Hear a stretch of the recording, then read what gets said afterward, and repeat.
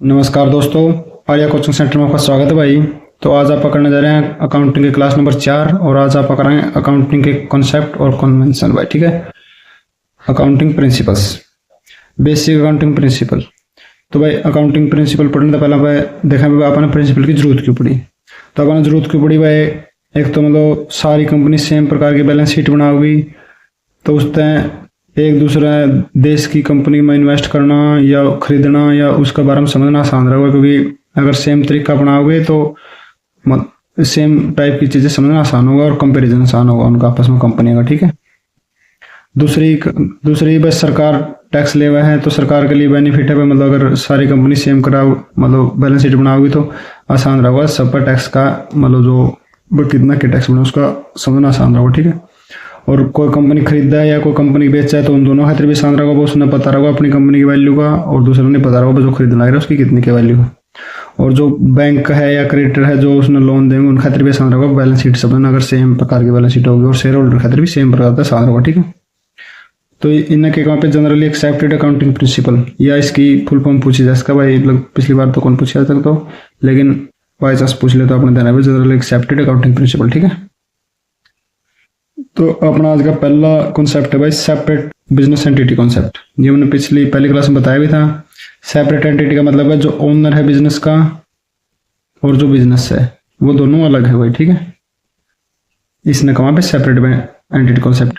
अगर business bankrupt हो गया तो ऐसा नहीं हुआ इसकी संपत्ति नहीं बेचेंगे, मतलब बिजनेस वो अगर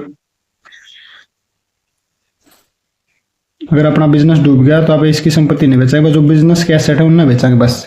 ठीक है, तो ये है इसीलिए इसने कहा सेपरेट कॉन्सेप्ट। अगर मान ले ओनर कुछ कैश निकाला है या गुड्स निकाला है तो उसके लिए एक अलग अकाउंट बना कर जिसने ड्राइविंग अकाउंट क्या करे हैं पर्सनल अकाउंट हो गया। ठीक है, तो पहला कॉन्सेप्ट अपना भाई सेपरेट एंटिटी कॉन्सेप्ट। ठीक है, दूसरा कॉन्सेप्ट भाई अपना मनी मेजरमेंट कॉन्सेप्ट।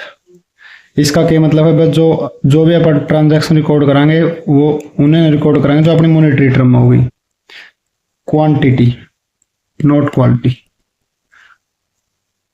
क्वालिटी तो अपन कोई लेना देना को नहीं भाई कि उनका मतलब जिस तरह मैनेजर का स्वास्थ्य इसमें लिख भी रखा भाई हेल्थ कंडीशन ऑफ डॉक्टर इसका अपन कोई मतलब अपन को नहीं, अपना मतलब है सिर्फ क्वांटिटी थे भाई अपनी मॉनेटरी टर्म में कितनी के टर्म हो। ठीक है, इस तरह का भाई डुअल एस्पेक्ट कॉन्सेप्ट आपने सबने पढ़ी है, डेबिट और क्रेडिट टर्म।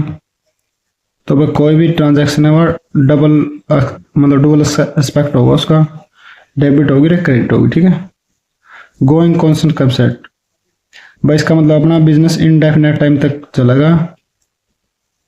इसका मतलब इतना है भाई आप नहीं सोच के चलेंगे अपना बिजनेस 10 साल चलाना है या 15 साल चलाना। ठीक है, अकाउंटिंग पीरियड कॉन्सेप्ट जो अपना 1 अप्रैल से 31 मार्च तक है वो अकाउंटिंग पीरियड कॉन्सेप्ट भाई। ठीक है, मतलब अपने 1 अप्रैल से 31 मार्च हो, बाकी लगभग शायद में 1 जनवरी थे और 31 दिसंबर होगा भाई।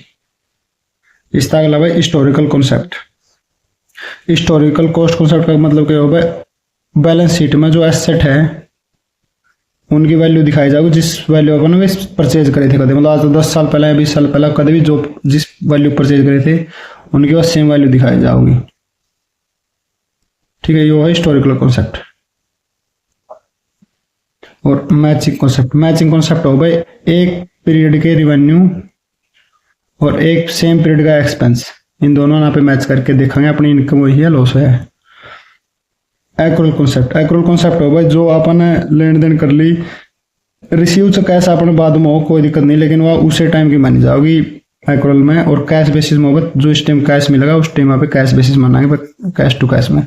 और उधार पे अगर अपन करा तो अपना आज अगर मान ले 1 अप्रैल तक 31 मार्च अपना पीरियड है तो अपना 30 मार्च में कोई अपनी ट्रांजैक्शन होगी, 30 मार्च में गुड्स बेच दी तो 30 मार्च का ही टाइम में मानी जाएगी, ना कि अगर उसने 10 अप्रैल में अपने पीछे दिए तो 10 नेक्स्ट ईयर में रिवेन्यू नहीं माना जाएगा, इसी ईयर का रिवेन्यू माना जाएगा। ठीक है, ये अपने कॉन्सेप्ट तो होगा। कॉन्सेप्ट और कन्वेंशन में क्या फर्क है भाई, कॉन्सेप्ट तो है भाई जरूरी, ये तो मानने ही जाने चाहिए, मस्ट है ये।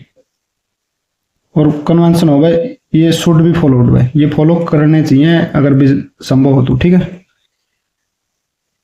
पहला है मेटेरियलिटी कन्वेंशन। मेटेरियलिटी का मतलब है जो जरूरी हो, मतलब ऐसा नहीं भाई छोटी छोटी टर्म्स ने अभी नेग्लेजिबल कर देंगे, इसने जो जरूरी है सिर्फ वो ही अपना बैलेंस शीट में दिखाऊँ, इसका मतलब है ये।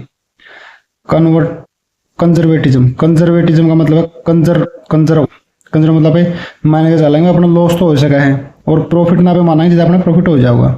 इसका तहत आप बना कर प्रोविजन ऑफ बैड डेप्ट, वो इसके तहत बना कर अपना अबे मान के चलेंगे कुछ ना कुछ तो उधार अपनी मरेगी तो वो इसका तहत करेगा आप, ठीक है भाई।